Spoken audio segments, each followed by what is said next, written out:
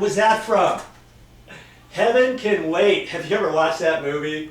Oh, that was a good one. Years ago. Okay, white to white. And if you want, you can take these and twist them together. You know, before you put the wire nut on. Just kind of helps hold them a little bit. I've got some really small little wire nuts here. And those will do. It came with the unit. And make sure you don't get these mixed up. This one's a dark blue and this is a black. And the blue almost looks like a black. So, gotta look at that twice. So you could hold both of the stranded wires up together. If you, on the ends, if you have all these stranded wires going willy-nilly, just kind of twist them together. You could hold both of those up there like that and then do the wire nut. But I like to, I got both wires are stranded wires. I like to kind of just put them together like that first. And then put the wire nut on there. Okay. That. Now I got the black one. I've already got the wires, the tips twisted like that. I twist them like that, and then I hold that and just twist it together.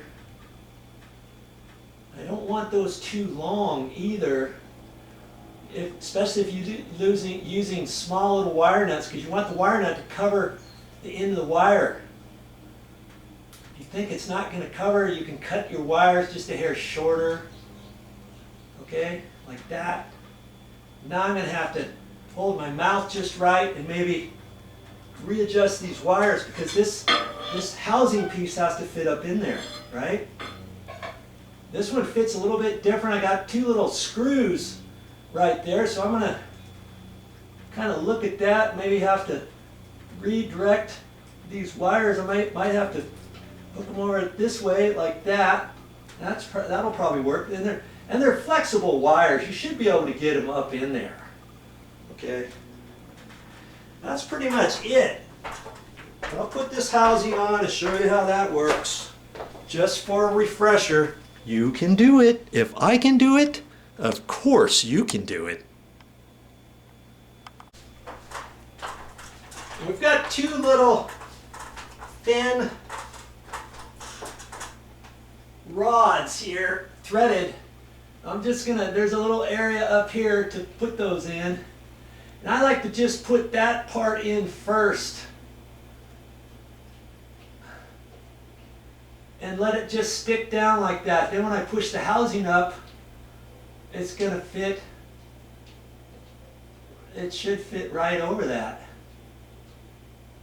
Let's see here. Okay, that looks like it's going. And then this should fit up over that like that. And all my wires are in there nice. Okay, I think that's gonna work.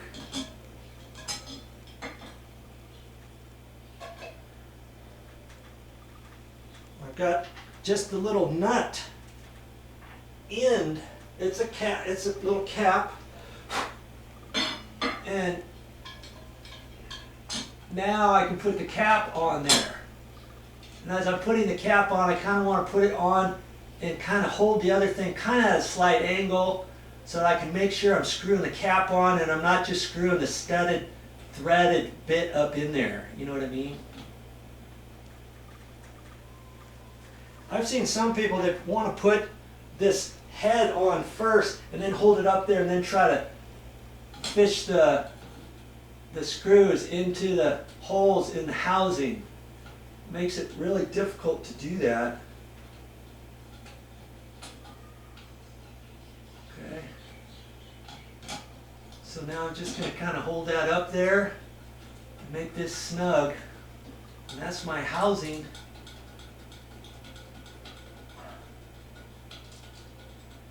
See, once the head gets tight on the threaded bit, then the rest of the threaded bit screws up into the housing support bracket up above. Okay, just make those snug. There. That's it.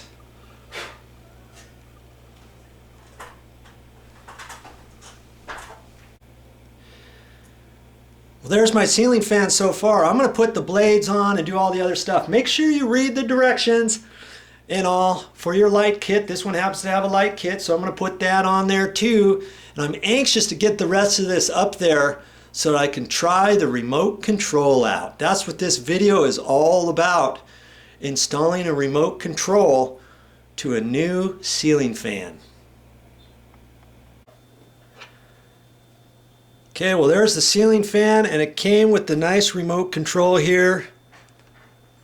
On and off for that. And you can make that dim too. Just look at the directions and make sure you have dimmable light bulbs. This particular light fixture did not come with dimmable light bulbs, okay?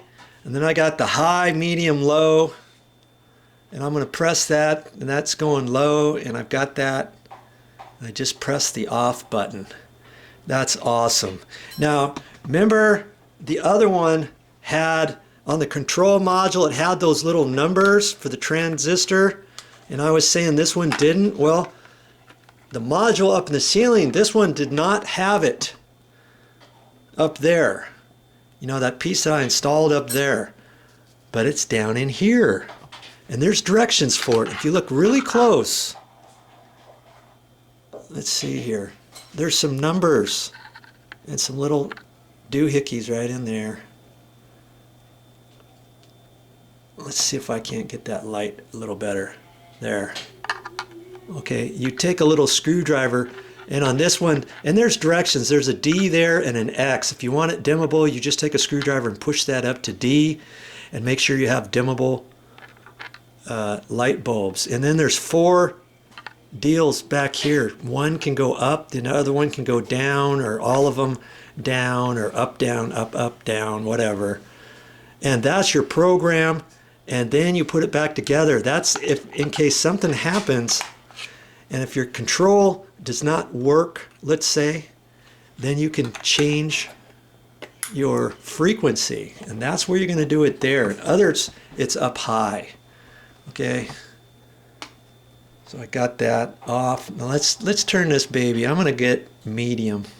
I just press it once, get the light back on, and there it is. So sweet. Now this one here does not have a chain, obviously, at all, because it came with remote control. The remote control usually costs about $50 if you buy it separately. Okay, if you buy a ceiling fan with the remote control, expect that ceiling fan to cost you a little bit more than the others, but it's well worth it. You got to get one of these.